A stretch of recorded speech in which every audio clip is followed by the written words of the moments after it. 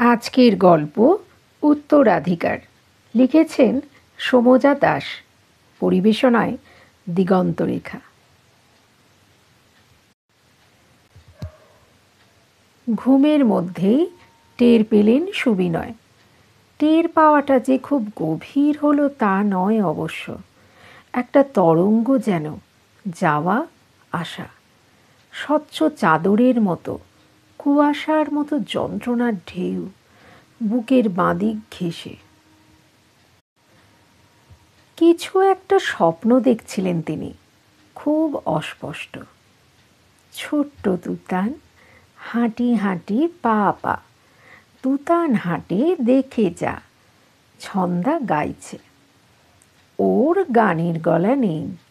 সেই বিয়ের সময় পাত্রী দেখতে গিয়ে সুবিনয়ের বাবা জিজ্ঞেস করেছিলেন, মা তুমি গাইতে জানো?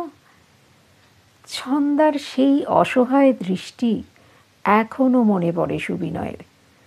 পাশ থেকে পিসি বলে উঠেছিলেন, আচ্ছা আচ্ছা থাক, বাড়ির বউ, সংসারটা গুছিয়ে করতে পারলেই হলো, নাচ গান কি হবে। বাবা আর কথা বাড়াননি। অথচ সুবিনয় জানেন তার পরম বৈষ্ণব বাবার ইচ্ছে ছিল ছেলের বউ গান জানবে। কালোয়াতি দরকার নেই, মাঝে মাঝে সন্ধেবেলায় কাছে বসে দুকলি কীর্তন গেয়ে শোনাবে। আর ঘুমায়ও না মন, মায়া ঘুরে কতদিন রবে অচেতন। সুবিনয়ের মধ্যবিত্ত বাবার নাগালের মধ্যে অতি সাধারণ মধ্যবিত্ত স্বপ্ন। তা বলে কি সব স্বপ্ন পূরণের দায় থাকে কারো? না থাকতে হয়? সেসব পুরনো কথা। এখন যন্ত্রণার ঢেউটা আবার হানা দেওয়ার মাঝের সময়টুকুতে সুবিনয় স্বপ্ন দেখছেন। ছন্দা ভাঙা গলায় গাইছে, আয় রে তোরা দুষ্টু ছেলে, দামাল ছেলে আয়, দেখবি রে আয় তুতান চলে টলমল পায়। তুতান হাঁটছে, দুপা এগোতে গিয়ে ধূপ করে বসে পড়ছে লাল মেঝেতে। উঠে দাঁড়িয়ে আবারও হাঁটছে। ছেলেটা হাঁটতে হাঁটতে কবে এত বড় হয়ে গেল কে জানে। ব্যথাটা ফিরে আসছে আবারও, চিনচিনে, আগের চেয়ে তীব্র। তুতান স্কুলের গাড়ি এসে গেছে, তুতান ভূগোলের হোমওয়ার্কটা আজ জমা দিবি কিন্তু, তাড়াতাড়ি কর তুতান, এত স্লো হলে হবে নাকি। ছন্দা ছুটছে, যেন সম্ভব হলে তুতানের স্কুলের গাড়িটাতে ওই চড়ে বসে।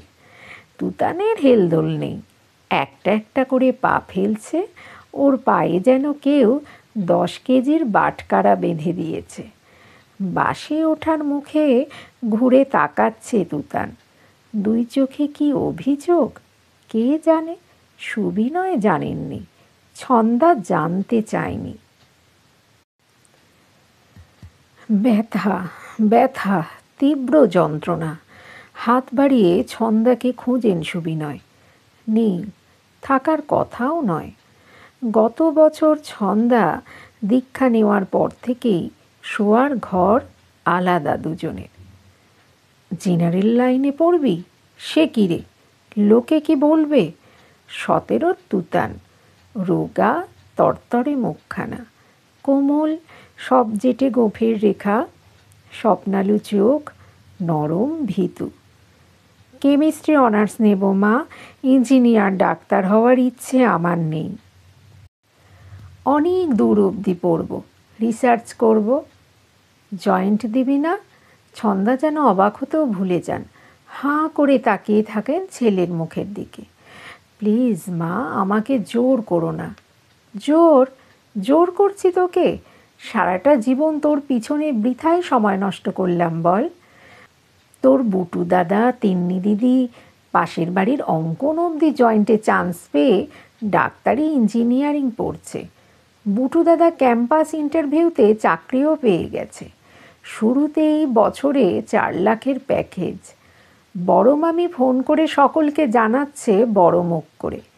সেখানে তুই। আত্মীয় স্বজনের কাছে মুখ দেখাবো কি করে? 17 বছরের তুতান তাকিয়ে আছে বাবার দিকে। সেই দৃষ্টিতে বিস্ময়, প্রার্থনা, অসহায়তা। সুবিনয় চোখ নামিয়ে নিচ্ছেন। তুতানের দৃষ্টি বদলে যাচ্ছে ধীরে ধীরে। না তাকিয়েও অনুভব করতে পারছেন তিনি। ঘৃণা তীব্র, তীব্রতর। ব্যথাটা বাঁ হাত বেয়ে গলিত লাভার মতো নামছে। গলা বেয়ে ঘাড় বেয়ে উঠছে চটচটে আলকাতরার মতো, যেভাবে তরল চুম্বক ওঠে লোহার রডকে বের দিয়ে। সেদিন সুবিনয় পারেননি প্রতিবাদ করতে। দুর্বল পুরুষ তিনি। ছন্দা আলোকময়ী, সুবিনয় নির্ভীতচারী। ছন্দা সবলা, নিজের দাবিটুকু সুদে আসলে উসুল করে নিতে জানে। ছন্দার প্রবল ব্যক্তিত্বের সামনে দিনের পর দিন আরও বেশি সংকুচিত হয়ে পড়েছেন সুবিনয়। সংকোচনের সেই যন্ত্রণা মস্তিষ্কের গহ্বর ছুঁয়েছে। কৃষ্ণ গহ্বর, স্কাল্পটার গ্যালাক্সি। অন্ধকার, সেই অন্ধকার প্রকোষ্ঠের মধ্যে গুঙিয়ে গুঙিয়ে কেঁদে চলে ছন্দা। কি চেয়েছি, কতটুকু পেয়েছি এই সংসারে এসে? দিয়েই গেছি। সেই দেয়াটুকু তোমরা নিয়েছ হাত পেতে। কখনো ভেবে দেখেছ আমারও কিছু পাওয়ার ছিল? তুমি ভেবেছ? তোমার বাবা ভেবেছেন? কেউ না, কেউ না। আমি কিচ্ছু চাইনি। যে লাভ হবে না বলেই চাইনি। শুধু জানতাম আর কেউ না থাকুক, আমার তুতান থাকবে আমার জন্য। আমার কষ্টটুকু না পাওয়াটুকু বুঝবে ও। আজ যখন সেটুকু চাইছি তখনও দেখি ও মা কবে যেন তলে তলে ছেলেও তোমাদের দলে যোগ দিয়ে বসে আছে। ছেলেকে বড় করে তোলার সময় কোথায় ছিলে তুমি? কতটুকু তুমি জানো ওকে? আজ বাবার অধিকার ফলাতে চাইছো?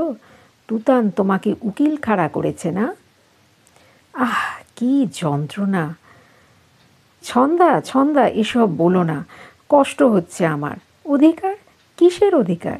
ছেলেটাকে একটু নিজের মতো বাঁচতে দাও, শ্বাস নিতে দাও। ও কি তোমার সম্পত্তি, স্থাবর কিংবা অস্থাবর? ও নিজের সিদ্ধান্ত নিতে পারে। দয়া করো, দয়া করো।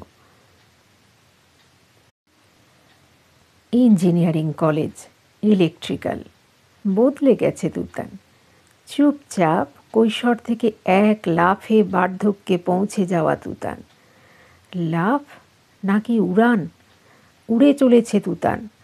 আকাশ ছাড়িয়ে মহাকাশ, আলফা সেন্টারি ছাড়িয়ে। চাকরি, 6 লাখ প্যাকেজ। ফোন যাচ্ছে একের পর এক। ছন্দা হাসছে, হেসেই চলেছে। আগে কখনো এত হাসতে দেখেনি ছন্দাকে। বলতে ইচ্ছে হতো, ছন্দা, ছন্দা, এত হেসো না। তোমার গাল কুঁচকে যাচ্ছে, চোখ দুটো জ্বলছে, দাঁত বেরিয়ে আসছে, সদন্ত। ভয় করছে আমার। একটু স্থির হও, একটু স্থির হও। তুতান তবু ওরা থামাচ্ছে না। 7 লাখ, 8 লাখ, 10, 15, 20, 30, 40, 50।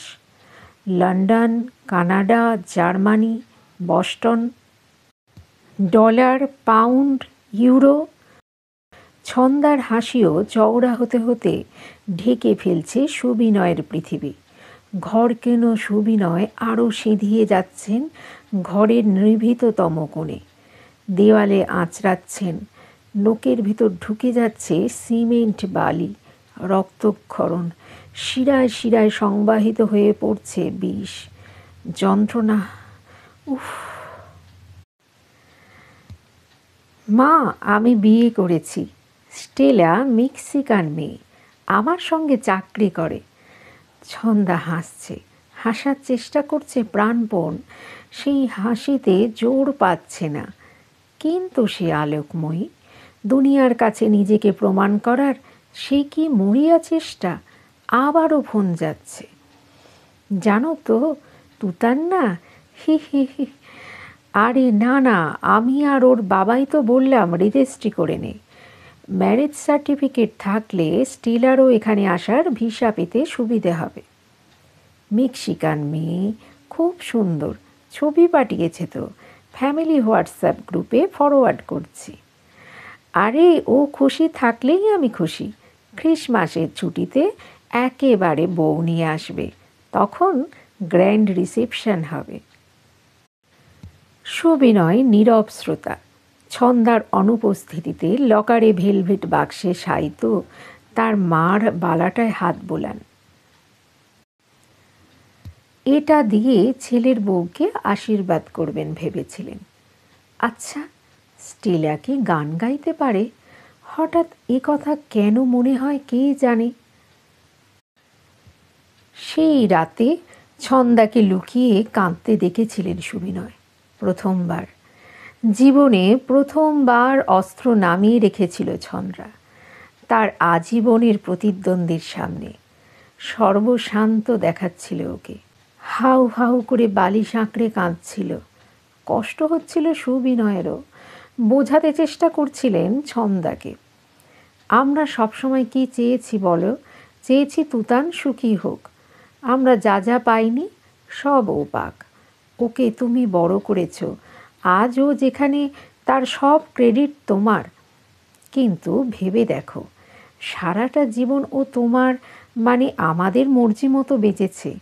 আজ যদি ও কোনো কাজ নিজের ইচ্ছে করতে চায়, তুমি কেন কষ্ট পাবে? ওর ডানা তো তুমিই শক্ত করে তুলেছ তোমার শাসন দিয়ে। এখন ওকে উড়তে দাও। বুঝেছিল ছন্দা, উঠতে দিয়েছিল তুতানকে, কিন্তু ও উঠতে পারল কোথায়? বছর দুয়েক সব ঠিক ছিল। দুজন হাসি মুখে ছবি পাঠায়, ভিডিও কল করে। বড়দিনের ছুটিতে ওরা ইউরোপ ট্যুর করলো। বাড়ি আসা হবে না, অনেক টাকা খরচ হয়ে গেছে। Grand party? ধুর, লোক খাইয়ে কে টাকা নষ্ট করে? পাগল নাকি? একটা নতুন প্রপার্টি কিনছে তুতান।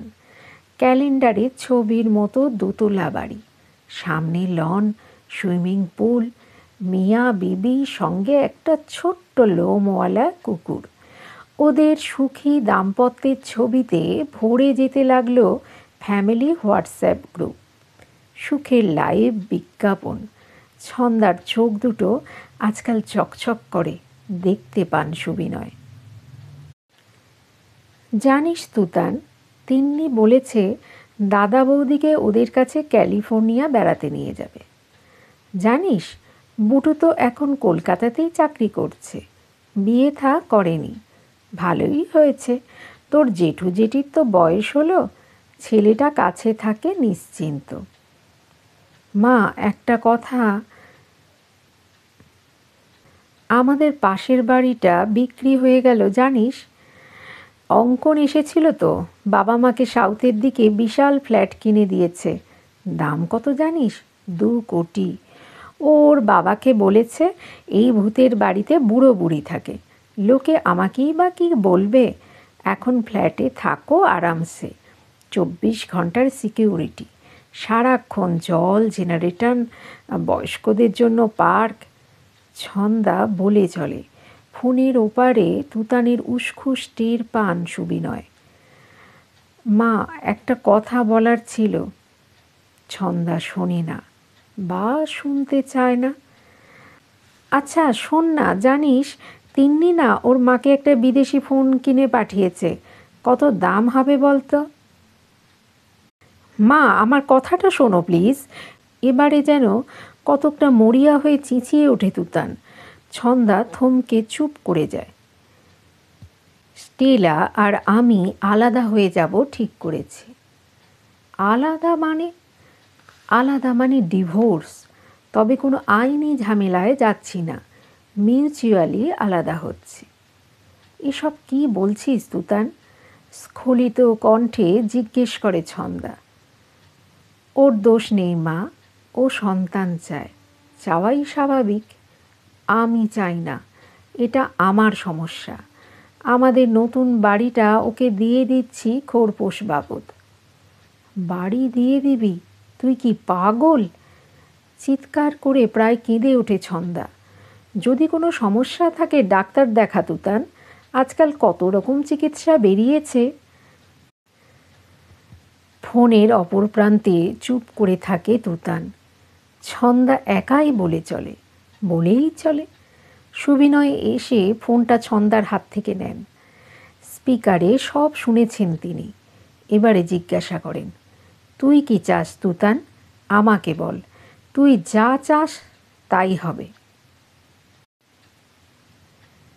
আমি খুব ক্লান্ত বাবা, এখানকার চাকরিটা ছেড়ে কলকাতায় ফিরছি। এখানে এসে কি করবি, কিছু ভেবেছিস? বললেন সুবিনয়। ভাবার জন্য খানিকটা সময় দরকার আমার, সেজন্যই যাচ্ছি। সুবিনয় কিছু বলার আগেই হাহাকার করে ওঠে ছন্দা। কি বলছে ও? এখন বাড়ি আসবে? বউ নেই, চাকরি ছেড়ে দিয়ে এভাবে এখানে এলে লোককে কি জবাব দেব আমি?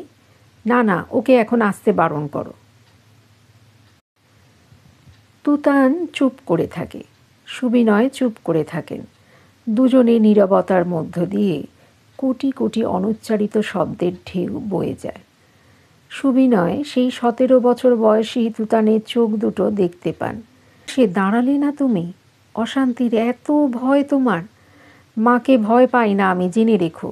শুধু তোমার মুখ চেয়ে, হিস হিস করে বলে চলেছে সুবিনয়ের ঠোঁট চাপা ছেলেটা।